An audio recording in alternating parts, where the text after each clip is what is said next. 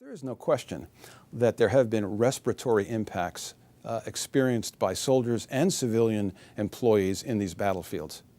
There are numerous studies out there that do reflect on the fact that in the hostile environment, forget the war for a minute, just the hostile environment of Southwest Asia, Iraq, Kuwait, and so on, where temperatures are 110, 130 degrees, the sand, the dust, the heavy metals from a lack of pollution control that are embedded in the sand and the dust, the diesel engine fumes, all create a haze of literally smoke and dust that you feel when you're in those war zones.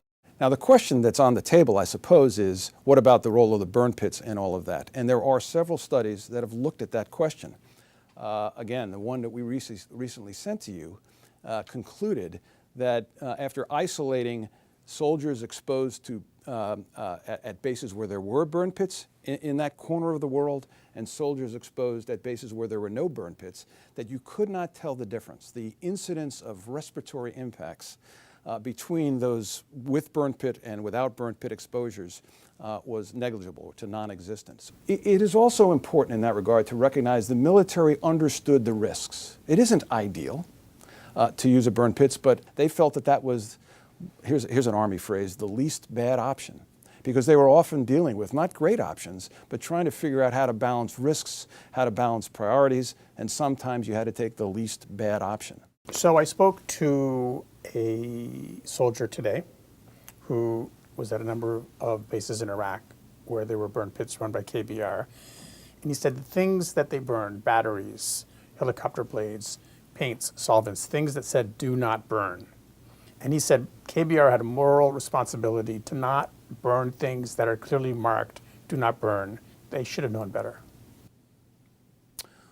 Well, it's difficult to respond. I don't know the basis of those allegations. I do know that there was a prohibited item list. I do know that KBR conformed to those instructions.